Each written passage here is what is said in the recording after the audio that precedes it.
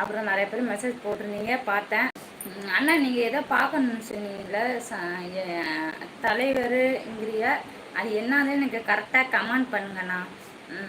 அப்புறம் நம்பரு ஆயி பாப்பா எனக்கு ஃபோன் நம்பர் கொடுங்க. நீங்கள் என்னால் கொடுக்க முடியாத சூழ்நிலை. நீங்கள் நம்பர் மெசேஜ் பண்ணுங்கன்னா கண்டிப்பாக நான் உங்களுக்கு கால் பண்ணுறேண்ணா. அப்புறம் வந்து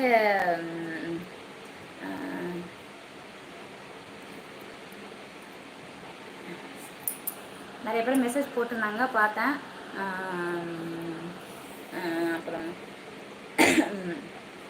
வந்தேன்னா நீங்கள் ஆயின் அனுப்பிங்க. நானும் கமெண்ட் பண்ணேன், ஆயின் தான் சொன்னேன், ஆயினா ஆனால் அதுக்கப்புறம் நீங்கள் வெளியில் போயிட்டீங்க. அது என்ன காரணம்னு தெரியல, மெயினாக அது சொல்லிக்கிறேன். அப்புறம் சதீஷ்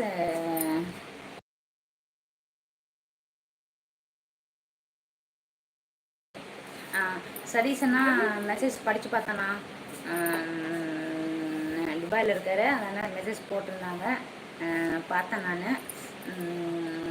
நிறைய பேர் கமெண்ட் பண்ணியிருந்தீங்க. அதே மாதிரி கொஞ்சம் ஷேர் பண்ணாலும் நல்லாயிருக்கும் எனக்கு. எப்போவுமே உங்கள் சப்போர்ட் எனக்கு தேவை. இன்றைக்கி வியாழக்கிழமை, ஆடி வியாழன். இன்றைக்கி நந்தி புதுசு வேறு. இன்றைக்கி நான் ஒரு பொருள் தான் இன்னும் சாப்பிடல, இனிமே தான் சாப்பிடணும்.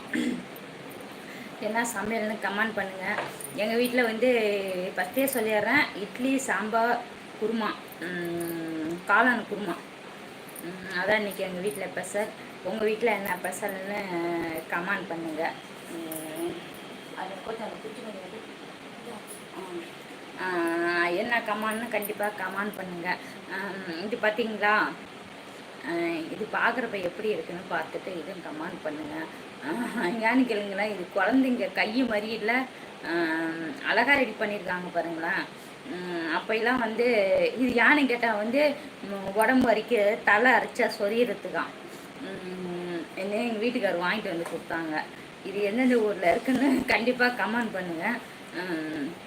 அதை உங்கள்கிட்ட காமிக்கணும்னு இருந்தேன். இப்போ தான் எனக்கு நேரமே வந்துச்சு காமிக்கிறதுக்கு, அதனால தான் சொல்கிறேன் நான். லைக் பண்ணிகிட்டே பாருங்கள். உங்கள் சப்போர்ட் எனக்கு எப்போவுமே தேவை. நிறைய பேர் அக்கா நீங்கள் புடவை கட்டிகிட்டே வாங்கக்கா, சேரீயில் அழகாக இருக்கீங்க, சேரீ சூப்பராக இருக்குக்கா அப்படிங்க. ரொம்ப சந்தோஷம், அது வரையும் எனக்கு ரொம்ப சந்தோஷம். அப்புறம்